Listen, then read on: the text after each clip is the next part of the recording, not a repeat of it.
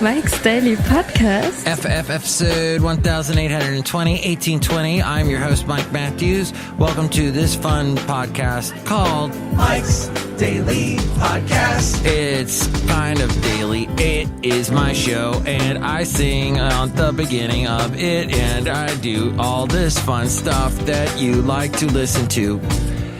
1820, 1820. That's crazy, isn't it? Oh, we're in Podcaster Valley 10 today. That's just so awesome, cool, isn't it? Mike's Daily Podcast. And we have cold, chilly weather in Podcaster Valley because we have this Daily thing called winter Podcast. Even though it's now spring. Yeah! I don't get it.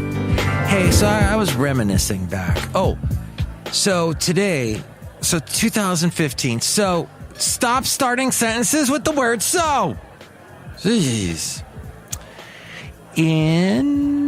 First off, the podcast picture was 7 years ago. Yes, 2004. Was that 7 years ago? 2012? Really? Wow. Okay. So around this time, 2012, it was the last year that I was married. I happened to go with Basil the boxer, who you will hear bark in a moment. He is with me. Not with me, but he was with me the last podcast. He was laying on the couch at Cafe Anyway. But today, no. Although today, I had to go down in Dublin, they have the East Bay animal shelter, that's right. East Animal, something with that combination of words. And I went there because I had to pay for Basil's license. And I asked them, okay, well, what are the rates? And they go, you can pay for 1 year for $10.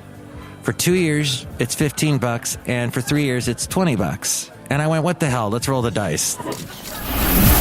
And here's today's podcast picture. What the hell, Joan London? That's Joan London? Wow. What the? I don't know. I don't know. That's not Joan London. Hey, someone left a TV on here at Cafe Anyway, and that's wrong. So what happened was, I said, let's roll the dice. Let's go for it. 3 years with Basil the boxer. I'm hopeful. I hope you are too. He's 10 and a half now. So let's say he gets to 13 and a half, or at least 13. It will be worth it in my book to spend that extra couple bucks to hope that he gets to that age. He's healthy now, except for the fact that there he is now, telling us how healthy he is. The back legs aren't as good as they used to be, but hell, my feet aren't like they used to be. And let's think about other people who ain't the way they used to be, and that's everyone. Everyone. No one's the way they were. And, like Joan London, poor Hemplo. Yes, so we just move on, right? We were talking about time, the last show, and how we shouldn't worry about it. Of course, time leaves its mark everywhere, so you can't worry. You can't not worry about it. It's there. But the point is, my conclusion is that I want Basil around for another 3 years, so I'm hoping for the best. Oh, and going back to 2012, when I was married the last year, I took Basil to Emeryville and the marina. And I think this was the first time I ever took him there. And we walked around. We got this wonderful picture that you'll see at MikesDailyPodcast.com. Just simply go there. Or you can go to where you listen to the show on YouTube, MixCloud, Spreaker. All those places have the podcast picture as well. But MikesDailyPodcast.com I refer to because I pay for it. And I like to get, bang for the buck, as it were. But, bang for the buck. Anyway, I got sidetracked. What happened was, I went to Emeryville, walked around, I remember saying, how come my then wife never goes with me on these excursions I go on? These little Mike excursions with Basil, so much fun. We go exploring all over the bay, and she never goes with us. And the whole reason why I got a dog to begin with was because of her. Well, I'm just being honest. I'm just telling you the real. I'm just being Andre 3000. I'm just being Peel. Or is it the other guy? Or is it Tyrell? There's a movie called Tyrell with Michael Cera is in it. Hey, it's Michael Cera. Hi. And in this movie, apparently white people, once again, cannot be trusted because there's a deep-seated racism in everyone that's white. So I guess that's what this movie is. And it's shot in the woods, and there's knives, and I don't know.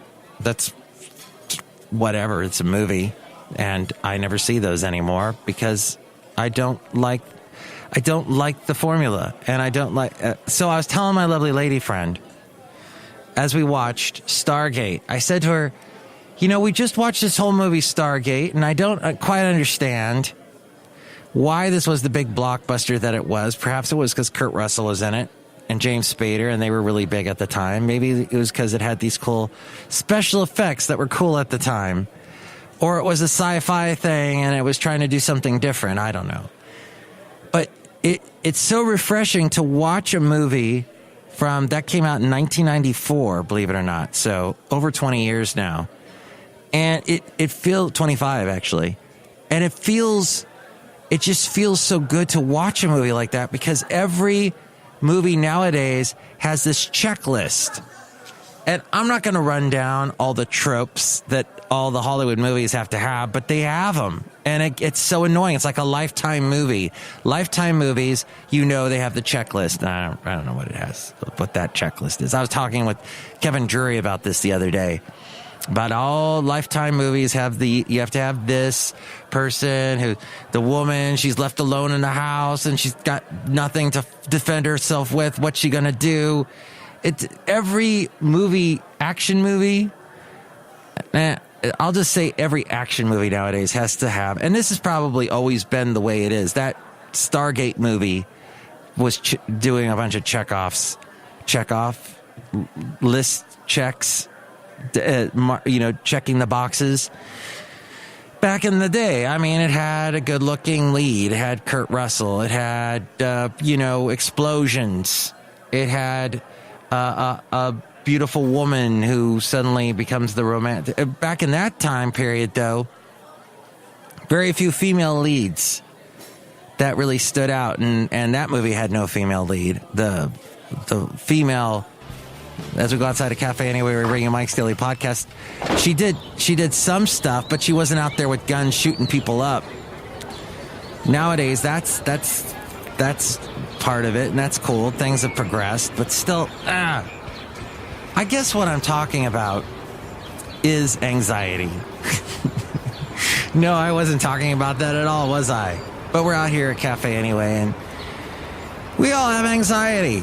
It's part of the human nature, the human thing. We were out in the forests, out in the wilderness, and we had to defend ourselves, and little things had to kick us in the rear to make us go, hey, be careful of that. Don't do that.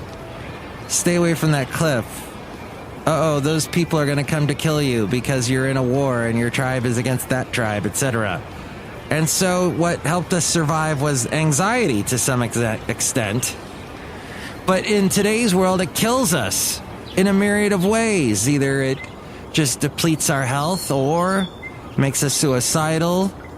It's a bad, awful, I hate it, anxiety. Pat Benatar did a song called Anxiety. And I would play it for you now, but I'm not going to because I don't want to do it. But it's out there in the world, in the YouTube verse. So my thing is harness it. Use it in a way that helps you. Anxiety. If it's too much, if you can't control it, please see a professional. I don't have a 1-800 number right here in front of me.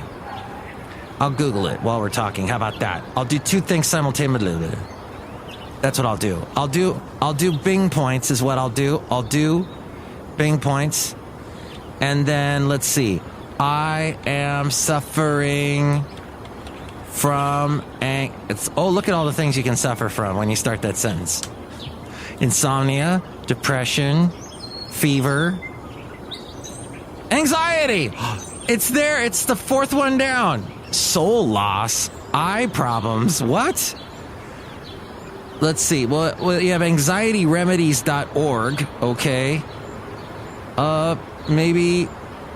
Okay, anxiety disorder. There's health.com. Consumerhealth.org. I don't know. Maybe this is why Bing is not the best. PsychCentral.com. Let's go with the .org. What do you think? Because aren't those mostly non-profits? By the way, let me just say, as a little shout out to a non-profit out there. My lovely lady friend helps out at a non-profit called Restore in San Leandro.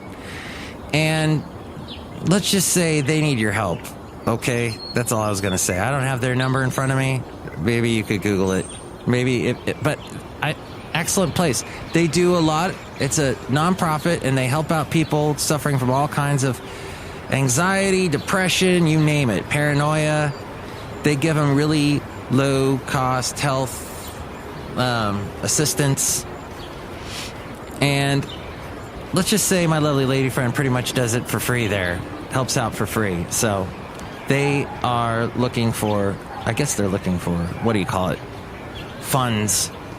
But that's all I'll say about that. I probably went too far into that, but whatever. It's my podcast, and I'll do that if I want to. I'm not seeing any support numbers and whatnot here, but what are your natural options for anxiety? Uh-oh. I don't know about this. Natural options. Let's see. There is the problem with treating anxiety with these drugs. It's mentioning drugs. Is that your brain will stop producing GABA and serotonin. Remember, these are your calm, happy chemicals. Oh. I don't know if there's something with that. I'm not a professional. Let's see. Anxiety help numbers. Let's try that. Maybe that will be an answer. Let it be. Maybe that's what we have to do, is just ask, let it be. Or think, let it be. Is that it? Anxiety hotline number. 24-hour anxiety disorder helpline. Okay. And they don't give me a number. Well, you know what? It's probably different from wherever you are. So just Google it, Bing it. And there's no problem. There's no issue. There's no stigma that you should attach. So if you suffer, everybody's suffering from this. It's the world in which we live. I remember as a kid suffering from anxiety. Things have not gotten any better. So go and get some help. Go on this little search engine that you have and look up somebody. And get some, I'm sure there's lots of free help lines. All right, so there we go. We talked about Stargate. We talked about, one other thing I wanted to mention was, and as I was thinking about how time goes by and people deal with things, my dog dealing with basically me helping him with his back legs. That's been going on for quite a while now. I want to say about at least almost 6 months. My mom has gone without a leg. Yes, a leg.